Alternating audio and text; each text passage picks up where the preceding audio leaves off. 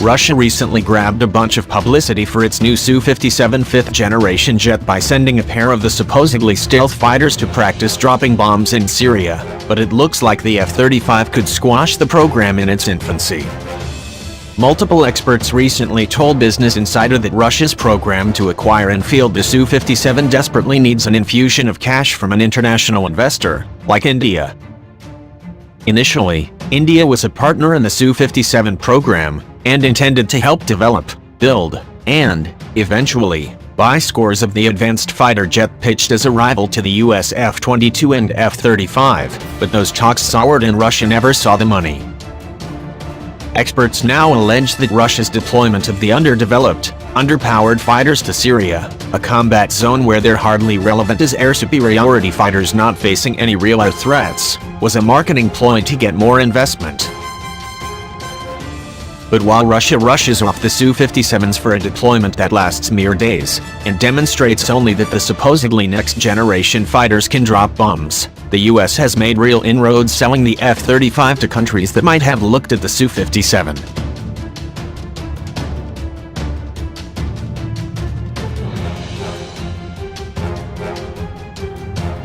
The US sent F-35s to the Singapore Air Show in February 2018 as part of an international sales pitch. President Donald Trump's administration has loosened up regulations on who the US can sell weapons to, and the F-35, once a troubled program, finally seems to have hit its stride. The Russian economy is a mess, retired US Air Force Lieutenant General David Dipchula, now head of the Mitchell Institute for Aerospace Studies, told Business Insider. One of the things they can actually get money for is the advanced tech in their weapon systems.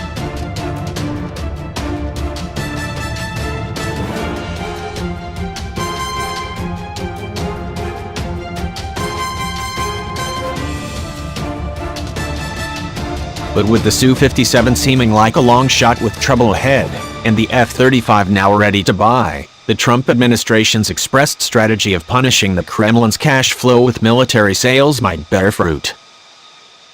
Asked if the F-35's export to countries like India posed a threat to Russia's Su-57 program, Dipchula gave a short answer: yes.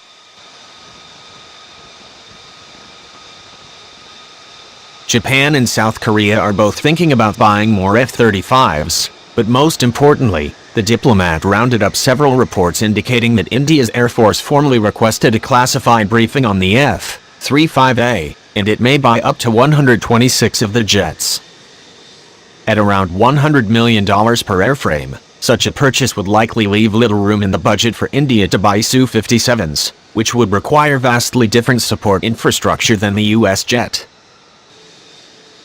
Having been to India and met with their Air Force leadership, while they are a neutral country, their culture is one that fits very well with English-speaking nations around the world, said Dipchula, who said the US trying to sell F-35s to India would be worthwhile.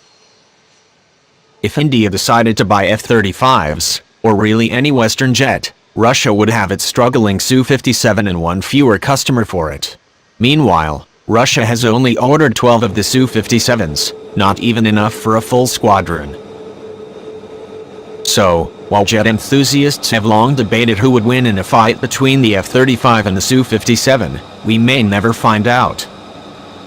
The US's F-35 is a real jet, 3 real jets, actually, that has significant money behind it to keep it flying in air forces around the globe for decades to come. Russia's Su-57 has no such security.